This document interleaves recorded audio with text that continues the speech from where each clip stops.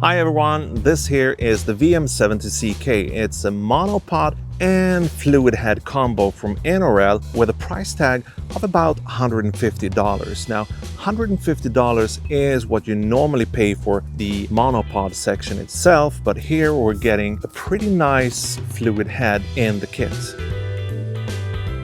The VM70C is made out of carbon fiber and aluminum alloy, and the weight comes in at about 1.84 kilograms or about 4 pounds for you Americans out there. And the maximum payload of the VM70 is 10 kilograms or about 22 pounds. And if you extend all the sections all the way to its fullest, you will get a height of about 182 centimeters or about 71 inches. It also collapses down to a mere 71 centimeters or 27 inches, and everything, including the head mounted on the monopod, fits inside the included carrying case. Now let's take a closer look at everything from the top down to the bottom, and let's start with the fluid head. The fluid head that comes with the kit is the Innorel F60. It's a hydraulic fluid head and it uses Manfrotto quick release plates. It also have a built-in little safety latch that prevents the plate or your camera from slipping out of the mount and crashing into the earth. It also have this telescopic panning rod that can be mounted on either side of the head with the rosette mount. Now, the grip is foam clad and feels comfortable even for someone like me with pretty big hands, and yeah, it's a good handle. Now, moving down here to the locking clamps, the VM70 uses these types of locking clamps, and these are by far my favorite. I like them much more than the twist locks.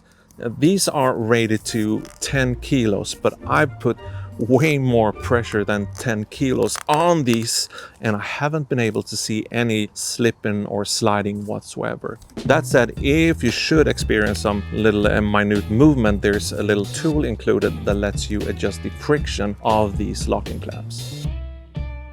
Now, moving on to the tripod base, it's got a ball joint down here which can be locked down into place by just tightening down this section here. But if we loosen it back up again, we can tilt and swivel the entire monopod, and there's a little screw on this side here that lets us adjust the friction on the ball head. Depending on if you're shooting something slow-paced or maybe you're shooting sports or something action-filled and you want to be able to make faster swivels or tilts.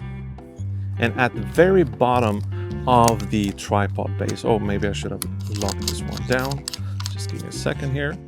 So, like this, we've got a regular kind of rubber stopper down here. If we go ahead and remove that, there's a 3/4 inch thread right there underneath this little rubber thingamajigger. And you can go ahead and mount something like a microphone holder if you want to be able to use the monopod as a boom pole. Now, if you don't want the added weight of these foldable legs down there, you can go ahead and remove the tripod base by releasing a little screw down here. And when you have the tripod base separated out from the rest of the monopod, you can go ahead and mount the fluid head onto the tripod base here and create something like a little miniature tripod. That said, you can also mount the camera directly onto the ball head down here.